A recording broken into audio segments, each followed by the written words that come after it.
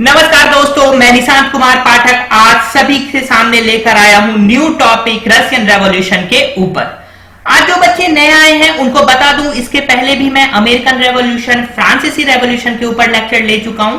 अगर आपको इन दो रेवोल्यूशन को विस्तार से जानना, इन दो क्रांतियों को, अमेरिकन क्रांति और फ्रांसीसी क्रांति को विस्तार से जानना है तो डिस्क्रिप्शन बॉक्स में आपको लिंक अवेलेबल मिल जाएगा। तो एक बार आप जरूर जाइए, विजिट करिए डिस्क्रिप्शन बॉक्स, वहां पे लिंक क्लिक करिए और इन लेक्चर्स, पुराने जो लेक्चर उनको पढ़िए। आखिर मैं ऐसा क्यों बोल रहा हूं, क्यों पुराना लेक्चर पढ़ना या जानना जरूरी है? देखिए, समझ जाओ बच्चों, एक चीज समझ के रखो अपने दिमाग में। दुनिया में जितनी भी क्रांति की घटना घटित हुई वो किसी ना किसी देश से क्या थी, वो प्रभावित होकर हुई है। ऐसा नहीं कि एक दिन में ही क्रांति हो जा रही है। अगर ऐसा होता तो 200 साल 300 सालों तक तो कोई देश गुलाम ही नहीं रहता। वहां पर ऐसे राजाओं की प्रथा नहीं चलती, 3 स्टेट नहीं बनते वहां पर, ठीक है, ऐसा नहीं होता। अब हो क्या रहा है यहां पर, अब समझने वाली यही बात है। दुनिया में जितनी भी क्रांति की घटना घटित हो रही है वो किसी ना किसी देश से क्या हो रही है, उसकी क्रांति की घटना से प्रभावित होकर हो रही है। जैसे अमेरिकन रेवोल्यूशन की बात करें तो अमेरिकन रेवोल्यूशन के बाद जब फ्रांस की रेवोल्यूशन आई, अमेरिका के बाद कौन सी रेवोल्यूशन आई है?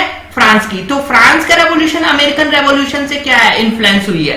इसी तरह से अगर हम रशियन रेवोल्यूशन की बात करें तो अब आपको पता चलेगा कि रशियन रेवोल्यूशन जो है वो फ्रेंच रेवोल्यूशन से जो है क्या करते, इन्फ्लुएंस हुई है। क्यूबा के रेवोल्यूशन की बात करें तो वो रशिया के रेवोल्यूशन से इन्फ्लुएंस हुई है। तो अगर आप जितने भी अगर आप वर्ल्ड हिस्ट्री को अच्छे ढंग से पढ़ना चाहते हो, समझना चाहते हो, तो आपको हर एक रेवोल्यूशन को अच्छे ढंग से पढ़ना पड़ेगा, तभी आपको जाकर पूरा कॉन्सेप्ट जो है वो क्लियर होगा। तो चलिए शुरू करते हैं आज मेन टॉपिक। जो हमारा टॉपिक है वो क्या है, रशियन रेवोल्यूशन के ऊपर। तो सबसे पहले आप ये जान लीजिए कि जो रशियन रेवोल्यूशन होता है, ठीक है, जो रशिया की क्रांति होती है, ठीक है, उसका प्रभाव जो है वो सिर्फ यूरोप के इतिहास तक ही नहीं पड़ता कि यूरोप की व्यवस्था बदल रही है। नहीं, रूस की क्रांति एक ऐसी क्रांति थी जिसके बाद पूरे वर्ल्ड जो है उससे प्रभावित होता है। और आपको जानकर आश्चर्य होगा, इस क्रांति के बाद वर्ल्ड जो है 2 खेमों में बढ़ जाता है। एक तरफ पूंजीवादी देश हो जाते हैं और तो एक तरफ साम्यवादी विचारधारा के देश हो जाते हैं, बन जाते हैं। तो इसलिए ये जो है ना रशिया की क्रांति, ये बहुत इंपॉर्टेंट है। तो आप इसको जरूर अच्छे ढंग से पढ़िए, समझिए। मेरे तरफ से जितनी कोशिश हो सकेगी मैं आपको समझाने की कोशिश करूंगा। तो अब आप जानिए कि 18वीं शताब्दी की सबसे महत्वपूर्ण घटना क्या मानी जाती है भाई? फ्रांस की क्रांति। 18वीं शताब्दी की सबसे महत्वपूर्ण घटना थी फ्रांस की क्रांति, जिसमें कि लुई 16वां जो शासक था उसकी सत्ता को खत्म कर दिया जाता है। लुई जो राजवंश चल रहा था उसके राजवंश को खत्म कर दिया जाता है और वहां पर क्या किया जाता है, जनतंत्र, लोकतंत्र की स्थापना की जाती है। ठीक उसी तरीके से जब रूस की क्रांति होती है, ठीक है, तो क्या परिवर्तन आता है वो धीरे धीरे इन चीजों को हम पढ़ेंगे और समझने की कोशिश करेंगे। तो आपको ये बात समझ में आ गया कि 20वीं सदी जो है, 20वीं सदी में जो क्रांति हुई वो रूस की क्रांति, वो पूरे यूरोप को नहीं, पूरे वर्ल्ड को हिला के रख देती है, ठीक है। और ये क्रांति कब होती है? ये 1917 में ये घटित होती है, जिसको कि हम लोग बोल्शेविक क्रांति के नाम से भी जानते हैं, ठीक है। अब आगे चलते हैं, आगे क्या है, अब फ्रांस की क्रांति के बारे में पहले बात करेंगे। देखिए कितना कोरिलेशन देखिए स्टैब्लिश्ड हो रहा है ना। मैंने आपको पहले ही बोला कि जो रशिया की क्रांति है वो फ्रांस की क्रांति से प्रभावित थी। जब मैं फ्रांस की क्रांति पढ़ा रहा था तो मैं अमेरिका की क्रांति की बात करता था। देखिए अब फिर फ्रांस की क्रांति यहां पर आ गई। 1789 ईस्वी में फ्रांस की क्रांति होती है और वहां पर नारा देता है, क्या नारा होता है वहां पर? स्वतंत्रता का नारा, समानता का नारा और बंधुत्व का नारा। इस नारे का बहुत बड़ा प्रचार प्रसार होता है। रूसों की विचारधारा थी ये जो नारा आता है फ्रांस रेवोल्यूशन में, मैंने पढ़ाया, ये रूसों की विचारधारा थी, स्वतंत्रता, समानता और बंधुत्व। और ये लेक्चर बहुत लंबा हो जाएगा तो अभी आप थोड़ा यही समझिए, ठीक है। अब रूसों ये विचारधारा को कहां से लेकर आता है, ठीक है, बहुत बड़ी बात है। आप धीरे धीरे पढ़िए और इसको समझिए पहले। तो 1789 ईस्वी में जो फ्रांस की राज्य क्रांति घटित होती है, ठीक है, वहां पर कौन सा नारा होता है? स्वतंत्रता, समानता और बंधुत्व की भावना का प्रचार प्रसार होता है और वहां पर क्रांति होती है। तो रूस की क्रांति और रूस में जो जनता थी वो भी यही चाहती थी कि जिस तरह फ्रांस में स्वतंत्रता, समानता और बंधुत्व की भावना स्थापित हुई है, वैसे ही क्या हो रूस में भी इसी तरह की जो है लोकतांत्रिक जो व्यवस्था स्थापित हो, स्वतंत्रता की, समानता की और बंधुत्व की भावना आए।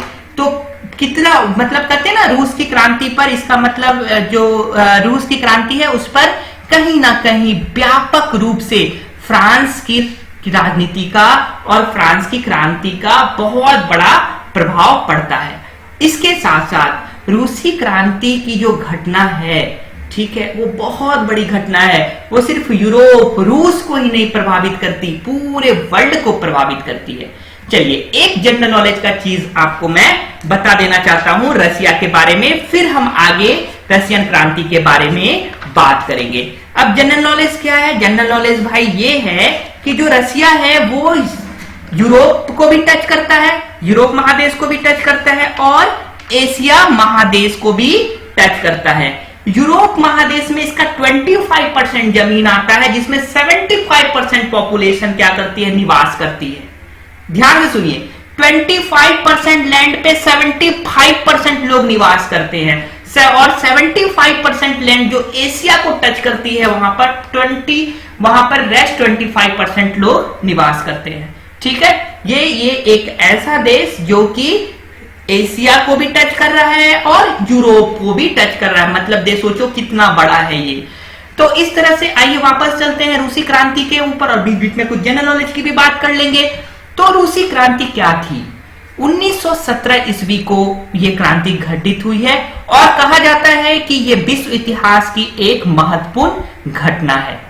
क्यों महत्वपूर्ण घटना है? वो इसलिए ये सबसे ज्यादा महत्वपूर्ण घटना है क्योंकि इसने समाजवादी व्यवस्था को पूरे वर्ल्ड में फैलाया। इसी घटना के बाद एक नए विचारधारा का जन्म होता है, जो विचारधारा समाजवादी विचारधारा कहलाती है। और रसिया ताल ठोककर यह बात कहता है कि भाई मैं समाजवाद का क्या हूं? मैं समाजवाद का जनक हूं। हमने ही समाजवाद का जो है रूपरेखा बनाया और हमने सामाजिक विचारधारा, समाजवादी विचारधारा से अपने देश को क्या किया? जो जारशाही, जो राजतंत्र था, उससे मुक्ति दिलाई। तो ये अपने आप में बहुत महत्वपूर्ण घटना है रूस की क्रांति। और ऐसा होता है 1950 आते आते, ठीक है, लगभग आधा विश्व इस विचारधारा के सामने नतमस्तक हो जाता है और इस विचारधारा को क्या करता है? अपने देश में समूहित कर लेता है। इसके हिसाब से अपने देश की जनतांत्रिक, लोकतांत्रिक व्यवस्था को चलाने की कोशिश करता है। ठीक है, आइए इस विचारधारा में और क्या चीज था, हम इसके बारे में जानेंगे और समझने की कोशिश करेंगे। जब रूस की क्रांति हुई तो इसमें केवल निरंकुश, ठीक है, स्वेच्छाचारी जारशाही की शासन का ही अंत नहीं किया, बल्कि कुलीन, जमींदार, सामंत, पूंजीवादी आदि की आर्थिक सामाजिक सत्ता को भी क्या कर दिया? समाप्त कर दिया और विश्व को मजदूर और किसानों की प्रथम सत्ता के रूप में स्थापित किया। देखिए कितनी बड़ी बात है। सिर्फ ऐसा नहीं था, बाकी देशों में क्रांति होती थी, राजाओं को मार भगाते थे, लोकतंत्र की स्थापना कर देते थे, फिर से जो बहुमत आता था उसकी सरकार बन जाती थी, कुछ ऐसी व्यवस्था चलती थी। लेकिन कभी भी मजदूर वर्ग इतने आगे नहीं आए, किसान वर्ग इतने आगे नहीं आए जितने आगे रूस की क्रांति के बाद मजदूर वर्ग को देश की सत्ता संभालने का अवसर मिला, किसान वर्गों को, दबे कुचले वर्गों को जो मौका मिला आगे आने का, राजनीति में बढ़ चढ़कर हिस्सा लेने का, देश का नव निर्माण करने का जो मौका मिलता है वो रूस की क्रांति के बाद ही मिल पाता है किसान और मजदूर वर्गों को, नीचे तबके के लोगों को। तो सोच लीजिए, इससे ये समझ में आ रहा है रूस की क्रांति कितनी महत्वपूर्ण घटना रही होगी पूरे विश्व में। तो और अब बात आती है कि आखिर ये व्यवस्था किसकी? ये व्यवस्था के संस्थापक कौन थे? ये जो थ्योरी थी, मार्क्सवाद की जो विचारधारा है, ये किसने दिया? इसके वैज्ञानिक जो इसका रूपरेखा है, इसकी संकल्पना तैयार किसने की? तो कार्ल मार्क्स जो है, इनका बहुत बड़ा योगदान रहा है जो है समाजवादी व्यवस्था को लाने में। और धीरे धीरे हम सारे लोगों के बारे में बात करेंगे, पढ़ेंगे जैसे जैसे हम आगे लेक्चर्स में जाते जाएंगे। तो देखिए रूस की क्रांति में कौन से ऐसे नेता थे जिन्होंने बहुत बढ़ चढ़ के भाग लिया? तो नाम आता है लेनिन साहेब का, भाई लेनिन जो थे वो रूस के क्रांति के जनक माने जाते हैं। उन्होंने रूस की क्रांति में बहुत बड़ी भूमिका निभाई थी। तो आपको नाम याद रखना है लेनिन का। अभी चलिए आपको सारे नाम भी याद कराएंगे धीरे धीरे। तो लेनिन ने क्या किया था, रूस की क्रांति में बहुत बड़ा रोल प्ले किया था।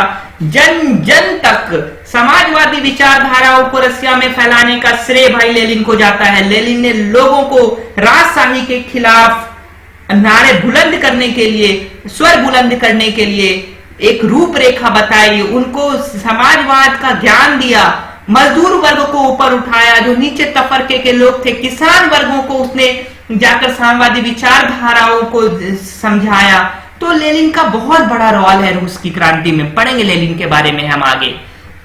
चलिए आगे देखते हैं कि अब रूस में क्रांति क्यों। बहुत ज्यादा ऐसे क्वेश्चंस आते हैं कि फ्रांस में क्रांति क्यों, रूस में क्रांति क्यों, अमेरिका में क्रांति क्यों। देखो, क्रांति मैंने पहले भी यही चीज पढ़ाई थी कि क्रांति के लिए कोई आवश्यक शर्त नहीं होती, ठीक है, कि ये उस देश में जाकर विस्फोट हो जाए जहां के लोग के को अत्याचार हो रहा, अनाचार हो रहा है या शोषण हो रहा है। जरूरी नहीं है। देखो, अगर ऐसा होता रहता तो 300 सालों से तो कई देशों में राजाओं का अधिकार रहा है। क्यों नहीं हो गया 300 सालों के पहले? क्यों वहां के जनता क्यों नहीं खड़ी हो गई और ये बोलने लगी कि भाई राजा होगी, तुम जो है हमारा शोषण कर रहे हो। किसान वर्ग क्यों नहीं बोलने लगे, मजदूर वर्ग क्यों नहीं बोले, बुद्धिजीवी वर्ग क्यों नहीं उठ के खड़े हुए?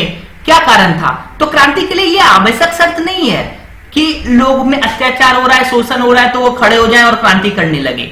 कई बार समृद्ध और उन्नत देश भी क्रांति कर देते हैं, लेकिन इसके लिए कुछ शर्त है। तो वो भाई शर्त क्या है? एक महत्वपूर्ण शर्त जो कि हमें एकदम ध्यान रखना है वो ये है कि जब तक लोगों को ये महसूस नहीं होगा, जनता को ये बात समझ में नहीं आएगी कि वो उसके लिए अन्याय हो रहा है, वहां की जो शासन की व्यवस्था है वो अन्याय कर रही है, ठीक है, और अब वो इस अन्याय को सहन नहीं करेंगे। जब तक जनता के मन में ये विचार नहीं उत्पन्न होगी तब तक क्रांति संभव नहीं है। इसके लिए क्या होता है, ये कैसे हो सकता है, ये क्रांति कैसे होगा, कैसे उनके मन में आएगा कि भाई मैं जो हूं, हमारा जो समुदाय है वो जो है क्या हो रहा है, वो दब रहा है, उसको दबाया जा रहा है, उसकी बात को नहीं सुनी जा रही है। ये उसको कब पता चलेगा? ये तभी पता चलेगा जब उस देश में दार्शनिक पैदा होंगे, जब उस देश में लेखक पैदा होंगे। दार्शनिक अपने दर्शन भाव से, लेखक अपने लेखनी के द्वारा कष्टों को उजागर करेंगे, लोगों का ध्यान आकृष्ट करेंगे, तभी तो लोग जागेंगे और तभी तो क्रांति करेंगे। रूस में भी ऐसा ही होता है। काफी सारे दार्शनिक पैदा होते हैं, काफी सारे लेखक पैदा होते हैं, वो अपने लेखनी के माध्यम से, अपनी विचारधाराओं के माध्यम से लोगों को जगाते हैं। और उसके बाद जो जार का शासन होता है, जॉर्ज निकोलस द्वितीय के निरंकुश शासन के खिलाफ क्या होती है, क्रांति का प्रादुर्भाव होता है। आपको यह बात समझ में आ गई कि क्रांति क्यों होती है? क्रांति तब तक संभव नहीं है जब तक कि लोगों के मन में ये इच्छा शक्ति ना जगे कि भाई अब बहुत अन्याय हो चुका, अब हम अन्याय नहीं सहेंगे, तब तक क्रांति संभव नहीं है। और इस चीज को जगाने में कौन सबसे बड़ा रोल प्ले करता है? जो दार्शनिक लोग होते हैं, जो लेखक वर्ग होते हैं, वो बताते हैं जनता को कि तुम लोग अब बहुत दब चुके, अब उठ खड़े हो जाओ और तुम्हारे खिलाफ जो अत्याचार कर रहे हैं उनके खिलाफ आवाज उठाओ। इस तरह से रसिया के लोग क्या होते हैं, जागते हैं, दार्शनिक के भावों से जागते हैं, लेखक की लेखनी पढ़ते हैं तो उनको पता चलता है और निरंकुश शासक जार के खिलाफ आवाज उठनी शुरू हो जाती है। अब पढ़ते हैं क्रांति के कारण। देखिए, कोई भी क्रांति, जो भी दुनिया की क्रांति घटित हुई है, उसमें कुछ कॉमन फैक्टर है, जैसे सामाजिक कारण, राजनीतिक कारण, आर्थिक कारण, ये कॉमन फैक्टर है। ये हर जगह हुई कि क्या सामाजिक व्यवस्था थी, क्या राजनीतिक व्यवस्था थी, क्या आर्थिक व्यवस्था थी जिसके कारण क्रांति हो रहा है। हम एक एक करके सबके ऊपर क्या करेंगे, स्टडी करेंगे। सबसे पहले चलिए हम शुरू करते हैं सामाजिक कारण के ऊपर से।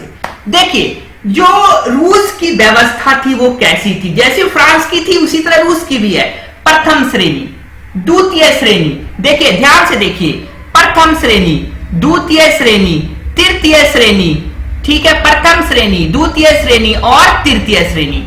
प्रथम श्रेणी में कुलीन वर्ग आते हैं, जिसमें कि सेना, चर्च, न्यायालय, ठीक है, जो इसमें काम करने वाले लोग होते हैं उसको प्रथम श्रेणी में रखा जाता है।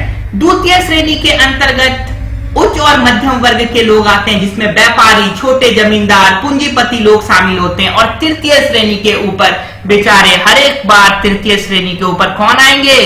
किसान आएंगे, मजदूर आएंगे, शिल्पी लोग आएंगे, यही लोग आते हैं बार बार बार बार बार बार। इस तरह से फ्रांस की जो व्यवस्था थी, सेम रशिया की भी सामाजिक व्यवस्था इसी तरह की थी।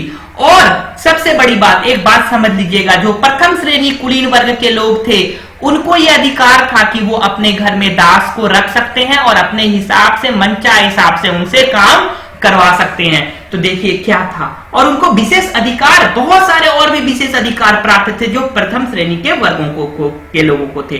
द्वितीय श्रेणी के कुछ कम अधिकार प्राप्त थे, लेकिन ये लोग भी जो तृतीय श्रेणी के लोग थे उनको दबाते थे, ठीक है, और उनको बेतहाशा रूप से उनका शोषण करते थे। जैसा हरेक क्रांति में देखा गया है और हर एक सामाजिक व्यवस्था में देखा गया है कि जो नीचे तबके के लोग होते हैं उनका शोषण किया ही किया जाता है। तो इस तरह जो सामाजिक व्यवस्था थी वो एकदम खराब थी, और क्रांति लाने में तृतीय श्रेणी के वर्गों ने बहुत बड़ा रोल प्ले किया, क्योंकि सबसे ज्यादा जार के समय में और रशिया में जो उस समय की राज व्यवस्था थी उसमें ये जो तृतीय श्रेणी के लोग थे वो सबसे ज्यादा परेशान थे। तो उन्होंने क्या किया, आवाज उठाया द्वितीय श्रेणी वाले के लिए भी, प्रथम श्रेणी वालों के लिए भी, और साथ साथ उस राजा के सत्ता के लिए भी जो कि जनता के ऊपर ध्यान नहीं देती थी। तो समझ में आ गया कैसी सामाजिक व्यवस्था थी? प्रथम श्रेणी, द्वितीय श्रेणी, तृतीय श्रेणी। प्रथम श्रेणी में कौन कौन से लोग आते थे? जो सेना में काम करते हैं, जो चर्च में काम करते हैं, जिसके अधीन चर्च है, उच्च पादरी वर्ग, निम्न पादरी वर्ग, न्यायालय, ये सभी लोग जो थे वो प्रथम श्रेणी में आते थे। द्वितीय श्रेणी के अंतर्गत कौन कौन से आते थे? व्यापारी लोग, छोटे जमींदार, पूंजीपति, ये सभी लोग सम्मिलित होते थे। तृतीय श्रेणी में सम्मिलित होते थे कृषक वर्ग और जो मजदूर वर्ग, शिल्पकारी वर्ग, ये लोग। एक चीज और आपको बता दूं, जो द्वितीय श्रेणी के लोग थे वो भी प्रमोट होकर चले जाते थे कुलीन श्रेणी में, लेकिन तृतीय श्रेणी वाले प्रमोट होकर द्वितीय श्रेणी में नहीं जाते थे। आपको बात समझ में आ गई? मतलब छोटे जमींदार जो थे, जब उनकी जमीन की व्यवस्था ज्यादा बड़ी हो जाती थी, वो ज्यादा थोड़े पैसे वाले हो जाते थे, वो कुलीन वर्गों में चले जाते थे। ट्रांसफर वन वर्ग टू अनदर वर्ग, मतलब कुलीन से, मतलब कहते हैं द्वितीय श्रेणी से प्रथम श्रेणी में चले गए, सेकंड क्लास से फर्स्ट क्लास में चले जाते थे, लेकिन तृतीय श्रेणी वाले जहां बैठे थे वहीं बैठे रह जाते थे। तो इस तरह सामाजिक व्यवस्था बहुत बुरी थी। आगे और पढ़ते हैं और समझने की कोशिश करते हैं। देखिए क्या होता है, अन्य देश, अन्य यूरोपीय देशों के मुकाबले रूस के किसान एवं कारखाने मजदूरों की स्थिति बहुत ज्यादा भयावह थी।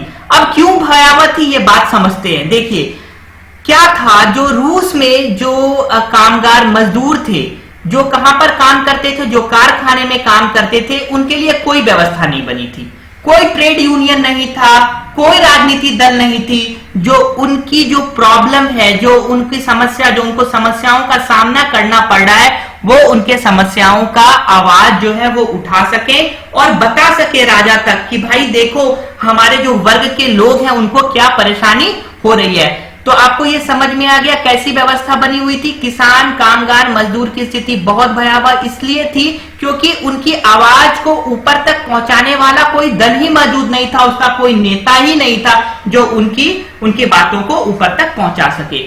जितने भी कल कारखाने थे वो उद्योगपतियों की निजी संपत्ति होती थी। आप देखिए पूंजीपति, जो पूंजीपति राष्ट्र होते हैं उसमें क्या होता है, पूंजीवादी जो लोग होते हैं संपत्ति का अधिकार क्या होता है, सिर्फ उन्हीं के हाथों में होता है। तो यहां पर भी कुछ ऐसी ही व्यवस्था थी कि अधिकतर कारखाने उद्योगपति की निजी संपत्ति थी और वो अपने स्वार्थ के लिए मजदूरों का शोषण करते थे। कई बार तो इन मजदूरों को जितना काम करते थे उतनी भी मजदूरी नहीं मिल पाती थी, कार्य की सीमा तय नहीं की गई थी, 15-15, 16-16, 17-17 घंटे तक काम करवाया जाता था, लेकिन उस हिसाब से उनको जो मजदूरी है, जो भत्ता है, जो मिलनी चाहिए वो नहीं मिल पाती थी। इससे क्या हुआ, इससे हुआ जार जो उस समय का राजा था, जार निकोलस द्वितीय, उसकी निरंकुश सरकार की, उसकी निरंकुश व्यवस्था के कारण, ठीक है, और उसकी भ्रष्ट दमनकारी नीति के कारण जो थर्ड स्टेट के लोग थे उन लोगों में और जो राजा थे उनमें मतभेद पैदा होना शुरू हो गया, क्योंकि नीति नहीं होने के कारण, नियम नहीं होने के कारण वो अपनी आवाजों को नहीं पहुंचा पाते थे। इसके कारण जो राजा के लिए जो एक विश्वास पैदा होता है जनमानस में, वो विश्वास खत्म हो गया, क्योंकि जो उसकी नीति थी, लोग अब समझ चुके थे कि उसकी जो नीति है वो कैसी नीति है भाई, भ्रष्ट नीति है, दमनकारी नीति है। तो लोग जो है क्या होने लगे, धीरे धीरे धीरे धीरे उसके खिलाफ होते चले गए और उसकी दुश्मनी लोगों के साथ, जनता के साथ बढ़ती चली गई, सिर्फ उसके नीतियों के कारण। अगर वो अपनी नीतियों को अच्छे ढंग से निर्वाह कर लेता तो इतिहासकार ऐसा बोलते हैं कि उसकी शासन व्यवस्था 1917 में खत्म नहीं होती, हो सकता है उसकी शासन व्यवस्था लगातार जारी रहती।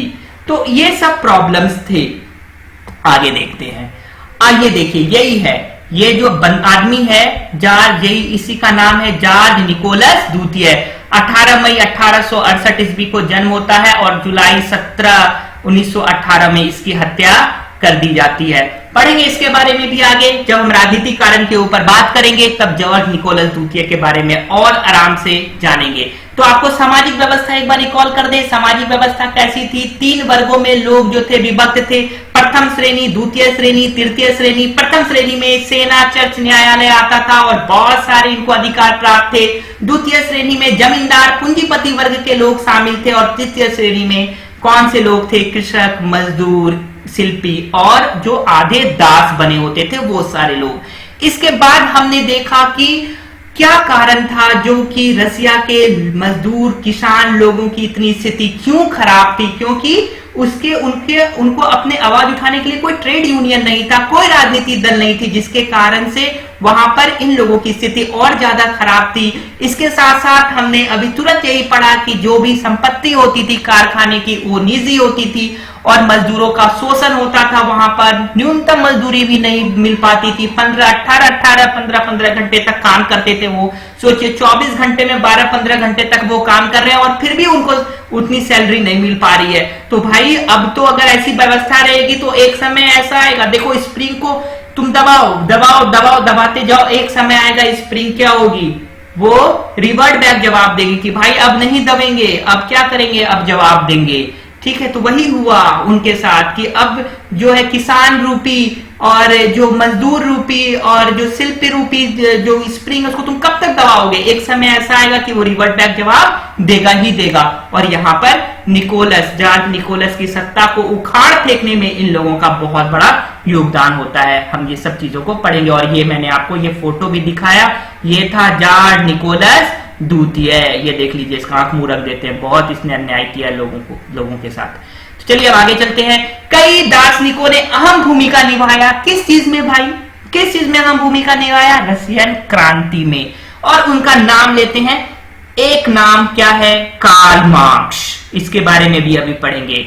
फ्रेडरिक एंगेल्स, लेनिन के बारे में पढ़ेंगे, लियो टॉल्स्टॉय के बारे में पढ़ेंगे, गोर्की के बारे में पढ़ेंगे और जॉर्ज प्लेखानोव के बारे में पढ़ेंगे। किसके बारे में पढ़ेंगे? कौन कौन से दार्शनिक ने अहम भूमिका निभाई रशियन रेवोल्यूशन में? कार्ल मार्क्स ने अहम भूमिका निभाई, फ्रेडरिक ने अहम भूमिका निभाई, लेनिन ने निभाई, लियो टॉल्स्टॉय ने निभाया, गोर्की ने निभाया और जॉर्ज प्लेखानोव ने अहम भूमिका निभाई। एक एक करके हम इनके बारे में जानते हैं और समझने की कोशिश करते हैं। शुरू करते हैं कार्ल मार्क्स से।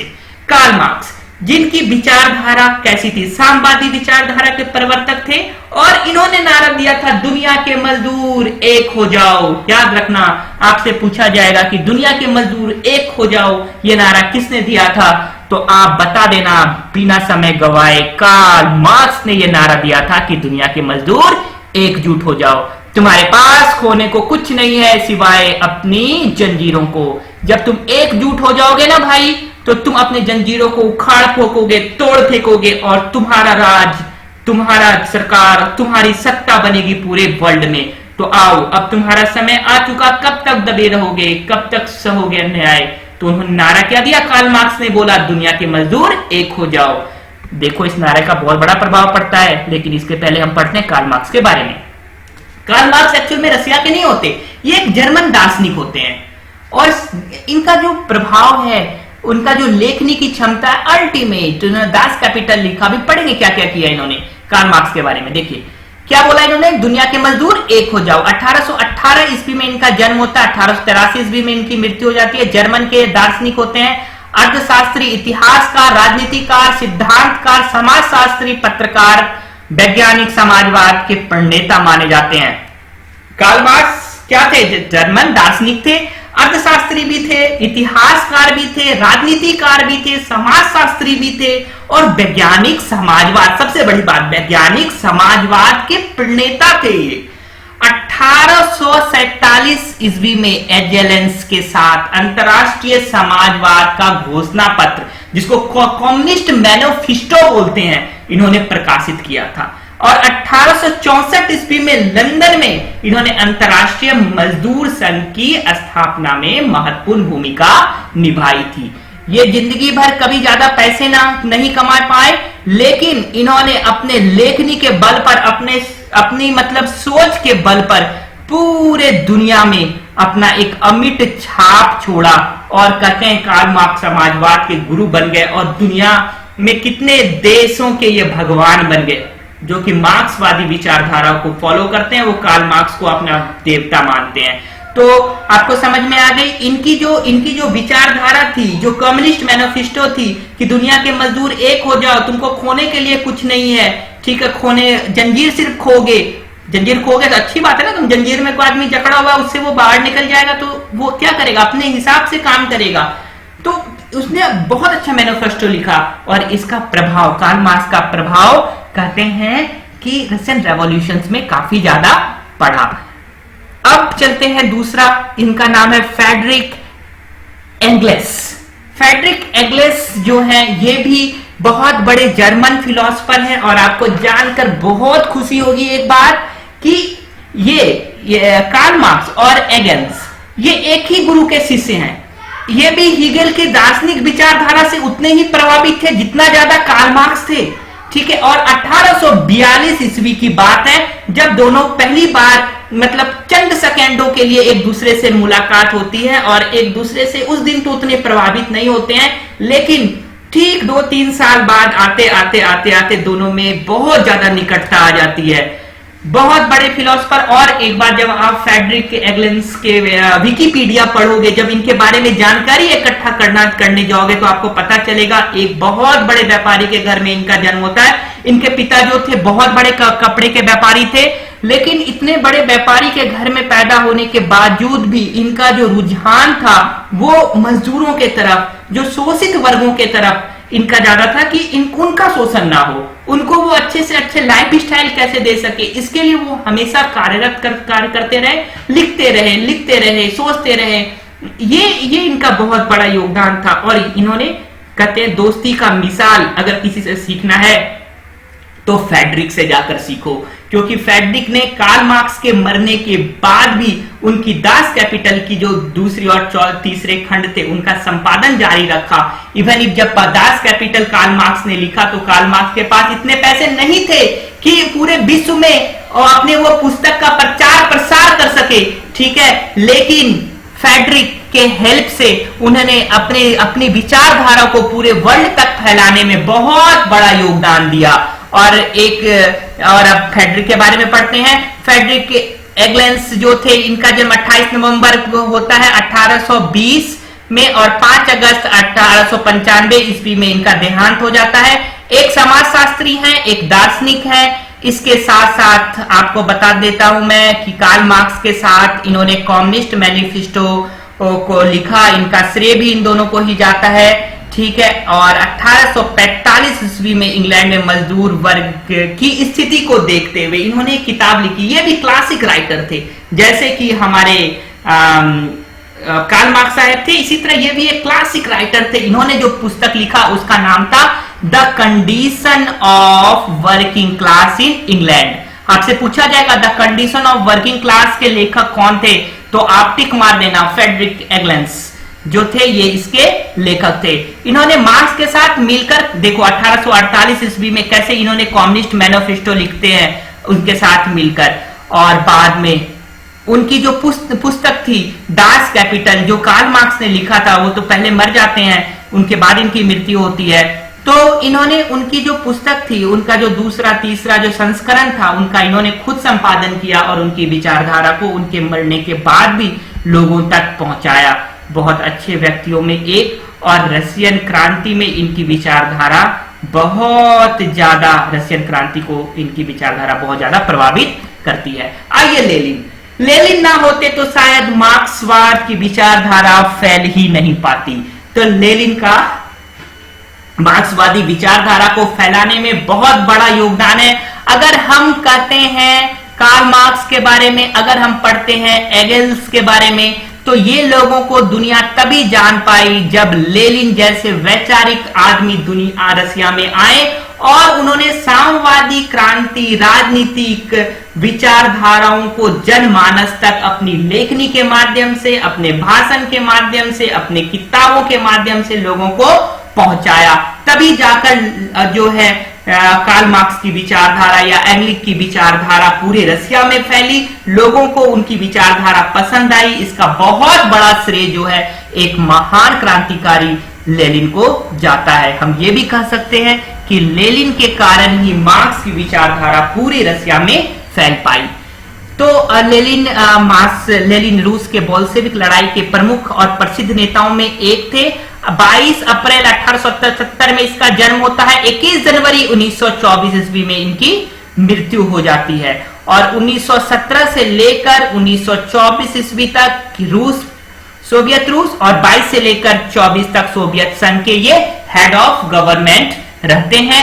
अपनी विचारधारा से मार्क्सवादी थे और इन्होंने लेनिनवाद नाम से अपनी और एक विचारधारा रखी, जिसको कि लेनिन की अपनी विचारधारा लेनिनवाद, मार्क्स की अपनी विचारधारा मार्क्सवाद। तो लेनिन ने दोनों विचारधाराओं को मिक्स किया तो मार्क्सवाद लेनिनवाद बन गया।